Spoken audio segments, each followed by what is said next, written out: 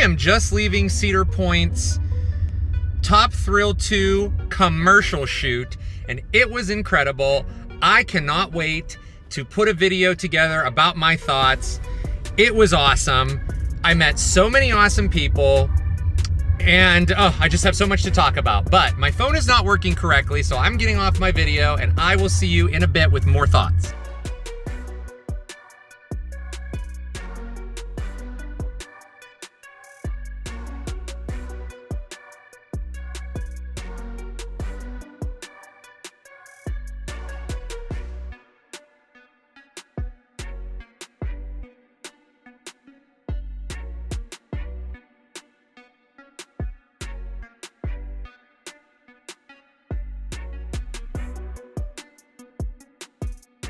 Okay, welcome everybody to Adventures by Justin. The video that you saw at the beginning of this video was the commercial, the teaser kind of ad campaign for the return of Top Thrill 2 this summer at Cedar Point. Now, I was not in that video, but I wanted to kind of put that video at the beginning to showcase how exciting it is for the return of this coaster. Now, before I get into the actual commercial itself and how that went, a couple things I want to say. Number one, we were not allowed to film while we were in the commercial shoot portion. So once you got to the ride, the phone had to go in the locker, just like it does when you ride the ride. You can't have anything on you. So there were no phones and no recording permitted. So the only pictures that you will see through this video are some stock footage that I took in regular operation, and you will also see some pictures of me just walking in or out of the park during the commercial shoot day.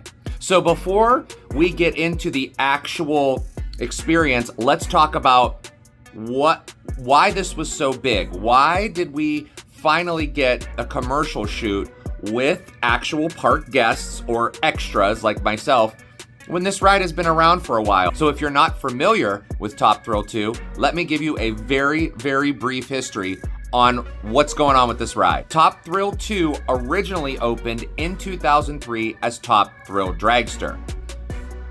Top Thrill Dragster at that point was the very first Stratocoaster in the world, which Stratocoaster means you go 400 feet or higher on the highest point of the ride. So it became the tallest and the fastest roller coaster, going 120 miles an hour in about 3.8 seconds. Then in 2021, a pretty serious incident happened on the ride, which forced it to shut down. You want to know more about that? You can look that up on your own. I don't want to talk about that too much on this.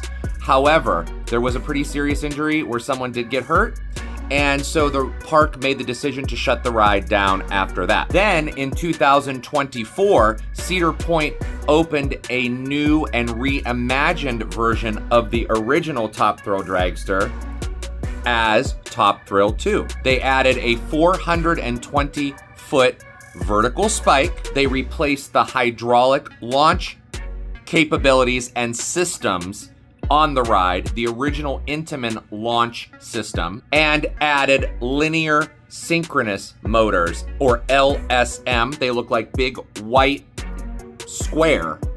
And so this turned the coaster into what we call a swing coaster, or a launched swing coaster, meaning it swings in launching backwards and forwards, as there are now 3 launches. The first one going 74 miles an hour, maybe almost about a halfway up the original Top Hat Tower. And then the backwards launch goes all the way up that backwards spike, that vertical spike, at 101 miles an hour.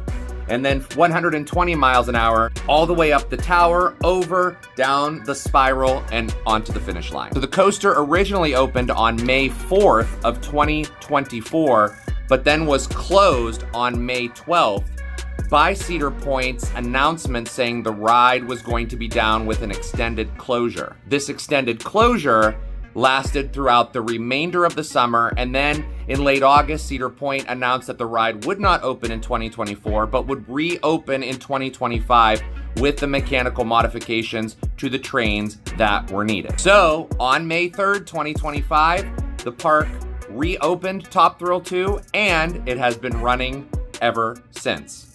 Now, I have visited the park twice as a guest, which you can watch those 2 videos. Those are the last 2 videos I released. I visited at the beginning of the year just to go, it was on Monday, the Monday after opening day, which would have been Cinco de Mayo. So I visited the park that day and got on the ride twice. And then the second time I visited was on the second Monday that it was open, but I did not ride Top Thrill 2 that day as I was doing another roller coaster challenge, which you can check that out in past videos. When the opportunity came to be an extra in the photo shoot for this ride, which has quite a history and it has quite a fan base and it has quite the following, especially by someone like myself, who loves this ride, who loves the launches, who loves the speed and loves going that high, I thought this would be the perfect opportunity to try and see if I could get to be part of the commercial. And before I knew it, I got an email back from the park stating that I had been selected and I could come to the park as an extra on a day that the park was closed to be in the commercial. So how did the commercial shoot actually work? Let's talk about that. So the first thing that happened was you had to sign a waiver, which basically indicates that Six Flags can use your photo for anything that they want or use video of you for anything that they want as well. That's pretty standard when it comes to releasing yourself out there for promotional shoots. And you had to bring the release with you to the park. There were 2 time slots that you had to choose from. There was a morning slot and there was kind of an afternoon slot. I chose the afternoon slot because I didn't want to get up early. So I decided to go for the afternoon slot. The afternoon slot, the time I had to be there was noon. We arrived at noon. The parking was in the back parking lot, the Cedar Point Shores parking lot in the back of the park, and you entered through the Magnum gate. So you went in just like you would go into the park like normal. You went through the normal security process. The only difference there was you weren't really showing your ticket or your pass or anything to get in. You just went through the security and then you checked in with the Cedar Point staff who checked your name off, took your picture, and then off you went. So the park itself was closed. There was no activity going on anywhere. There were some test runs you could hear of Millennium Force testing. You could also hear some Magnum cycles that went through. And also we got a chance to watch Siren's Curse. We saw the train get up on top of the tilt track, and we actually watched the tilt track tilt and the train go through the cycle through one round, which was really cool to see from the distance that we could see. We could see some of it from Top Thrill 2, but not all, but it was still cool to actually watch the train take off from that tilt track. So just like normal, you would have to put your phone and your keys or anything else you brought in with you, a bag or water bottles or whatever it was, all had to go in a locker, and you had to go through the metal detector just like you would getting on the ride as on any other normal day. So once we got into the line, how did that work? What did we do? The email told us that we would be waiting at some points. It said be prepared to wait, and it also said be prepared to ride. It also said that you are not permitted to put your hands up whatsoever, which is tough for me because I love putting my arms up on all the roller coasters. So I had to literally be mindful not to lift my arms up off of that lap bar. And they repeated those rules to us once we were sitting on the train. But it started with a lot of waiting. And once the waiting was over, we were able to actually get on the ride. The production crew gave us several directives on making sure your hands weren't up, making sure you're smiling, making sure you're looking like you're having fun. You also, speaking of the production crew, you had to wear anything that was solid in color or no logos of other companies, right? So you could have, just generic things, but nothing that would promote some other type of brand or have a logo that would do so. And so from that point, you sat in the ride vehicle for a little bit while they did some things, some shots, and they lined cameras up, and then they would launch trains for a while and you would cycle through. You just stayed in the train and you cycled through again. And then we noticed the weather was changing and the ride had to stop because there was lightning spotted. So we had a time where we waited and we had to go underneath the queue lines where there is a roof, and we just waited out some of the rain and some of the storms. Once the weather passed, the drones started to become active, and the production company was flying drones towards the back spike, towards the front top hat, towards where you launch. And once again, we all got into the trains and had to cycle through the ride several times so that they could get the shots that they wanted. So here's the thing. This was like a private ride experience of Top Thrill 2. It was like you had the ride. There couldn't have been more than not even 100 people there. There were so many. It was like a private experience. It almost felt like a VIP experience. The park itself treated us very, very well. The production company was awesome, super nice, and they made sure we were completely comfortable, that if we needed anything, we had it. It was we were very well taken care of. And we got to ride the ride over and over again as they were filming, which was awesome. No fast lane needed, no waiting through an hour-and-a-half line, literally getting on the ride, smiling, having a great time. Now, what was really even better was the connection to the fellow coaster community folks that were there. I found that the people that I met were all just like I was. Everybody was there who was a huge coaster enthusiast, loved Cedar Point, loved the theme park industry. We were telling stories, we were laughing, we were having a great time. And it felt like not only was it a chance to ride Top Thrill 2 over and over again without a line or getting out, it was also an awesome experience to meet people from the coaster community. And I met some awesome people. So if I met you, please leave me a comment and say hi.